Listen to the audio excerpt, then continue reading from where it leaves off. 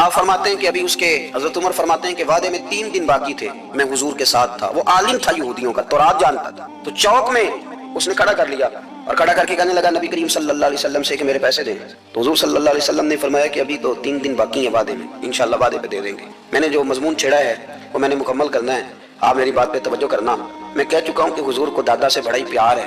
اب وہ یہودیوں کا عالم کیا کہتا ہے نبی پاک کو، تانا کس طرح دیتا ہے، معاذ اللہ ثم معاذ اللہ، نقل کفر کفر نہ باشا. جب حضور نے کہا نا ابھی 3 دن باقی ہیں تو کہنے لگا جی معاذ اللہ ثم معاذ اللہ، پھر معاذ اللہ، کروڑ دفعہ معاذ اللہ. کہنے لگا جی عبد المطلب کی اولاد کا طریقہ یہ ہے، پیسے لے لیتے ہیں پھر واپس نہیں کرتے. ہے نا اشتعال والی بات. یعنی ویسے ہی آپ کسی کو کہیں کہ تیرے دادے کی اولاد شادی کا طریقہ ہی وہ گرم ہو جائے گا. اور اگر یہ کہہ دیا جائے اس ذات کے بارے میں جس سے آپ پیار بھی عشق کی حد تک کرتے ہوں تو اب تھپڑ تو بنتے ہیں نا 4، اب ڈنڈا تو بنتا ہے نا. لیکن میرے نبی پاک اشتعال بھی نہیں آتے، مزاج نہیں تھا رسول کریم. نبی کریم صلی اللہ تعالی علیہ وسلم اتنی بڑی بات کر دی کہ حضرت عمر کہتا ہے میں نے یوں کر کے تلوار پہ ہاتھ رکھا، نکال لی نیام سے باہر، گردن اڑاؤں گا اس گستاخ. رسول کریم نے فرمایا عمر یہ تو کیا کر رہا ہے، میرے تو ذمہ یہ تھا کہ تو اسے نرمی کا کہتا اور مجھے پیسے دینے کا کہتا. اب اس طرح کر، اسے فلاں جگہ لے جا، وہاں کھجوریں پڑی ہیں تول کے دے دے، چل 2 کلو زیادہ بھی دے دینا. حضرت عمر فاروق رضی اللہ تعالیٰ عنہ کہتا ہے میں نے کہا حضور زیادہ کس بات کی، میں تو پوری بھی ذرا ناپ تول کے دوں گا. اور احتیاط سے کس بات کی زیادہ، اس نالائق کو زیادہ دوں. حضور فرمانے لگے زیادہ اس لیے دینی ہے کہ تو نے اسے ڈانٹا ہے، تو نے تلوار دکھائی ہے، اب 2-3 کلو زیادہ دینی. حضرت عمر کہتے ہیں میں لے گیا اور میں نے 2-3 کلو کھجوریں زیادہ دی، پر وہ میرے اندر جو اس کے بارے میں کوفت تھی وہ جاتی نہیں تھی. میرا دل کرتا تھا کاٹ ڈالوں اسے. اور جب میں نے دے لی نا تو میرے قریب آیا، میرے گھٹنے پہ ہاتھ رکھا. آنسو بڑے قیمتی ہوتے ہیں، ایک کبھی نکلتے ہیں. کہتے ہیں جب میرے گھٹنے پہ اس نے ہاتھ رکھا تو وہ یہودیوں کا عالم رو پڑا. کہنے لگا عمر تیرا کیا خیال ہے کہ میں بلا وجہ یہ میں نے بات کر دی؟ کہا نہیں، تو روتا کیوں ہے، پہلے بے ادبی کرتا ہے اب روتا ہے. تو کہنے لگا عمر میں کوئی معمولی آدمی نہیں، میں پڑھا لکھا بندہ ہوں، معمولی ہوتا تو جلدی مان جاتا. میں تورات کا، انجیل کا، زبور کا عالم ہوں. میں نے آخری نبی کی ساری صفتیں اپنی کتابوں میں پڑھی ہیں. میں نے ساری باتیں چھپ چھپ کے نبی پاک میں دیکھ لی تھی. ایک بات میں نے حضور کی آزمانی تھی ابھی، وہ یہ تھا کہ نبی پاک کے سامنے جتنی بھی جہالت کرو گے نا، اللہ کے رسول کا حلم اس پر غالب آ جائے گا، حضور کا صبر اس پر غالب آئے گا. میں نے نا آج وہ آزمانا تھا، اور میں نے نا سازش کر کے بلال کو پیسے دیے تھے، اور میں نے سازش کر کے 3 دن پہلے مانگے تھے.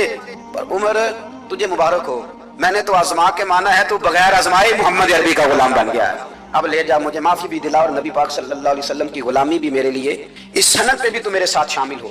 زندگی میں اشتعال نہ اپنے آپ کو آنے دے. لوگ دنیا میں باتیں کرنے آئے ہیں، اور باتیں کرنے والے رہ جایا کرتے ہیں. باتیں کرنے والے، میری بات کی سمجھ آ رہی ہے، اور کام کرنے والے وہ کر جاتے ہیں. اگر آپ باتوں پہ آپ وقت گزاریں گے تو رہ گئے. اشتعال، وکیلوں کو بھی یہاں اشتعال آتا ہے، یہاں ڈاکٹروں کو بھی اشتعال آتا ہے، یہاں فلانے کو بھی اشتعال آتا ہے، یہاں بھیا آپ کس چکر میں پڑ گئے؟ اگر آپ کو اشتعال ہی آنا ہے، آپ دیکھیں نا اہل طائف نے نبی پاک کے ساتھ کیا کیا.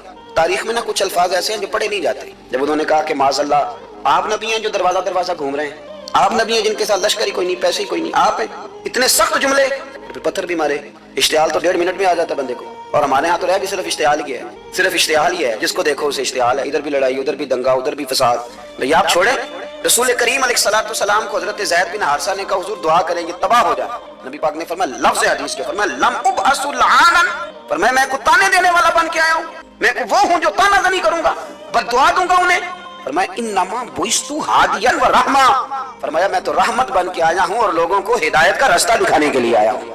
زندگی میں کبھی بھی اشتعال. ایک بات اور کرنی ہے آپ سے، اس پر بھی آپ نے خاص توجہ کرنی ہے، جو ہمارے لیے سرکار کی محتاجی میں سے خیرات ہم نے لینی ہے. وہ یہ ہے کہ نبی پاک صلی اللہ علیہ وسلم کو نا قرآن مجید نے حریص کہا. اللہ اکبر.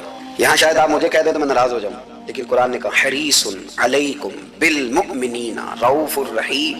اللہ کرے کہ ہم قرآن کے الفاظ پر غور کریں. حریص علیکم، اے میرے محبوب کے غلاموں، نبی پاک صلی اللہ علیہ وسلم نا تم پر حریص ہیں، یعنی تمہاری بھلائی چاہنے میں جلدی کرتے ہیں، تمہاری بھلائی چاہنے میں. یہ ایسے الفاظ ہیں کہ اس سے بڑھ کر میں ان کا معنی نہیں کر سکتا.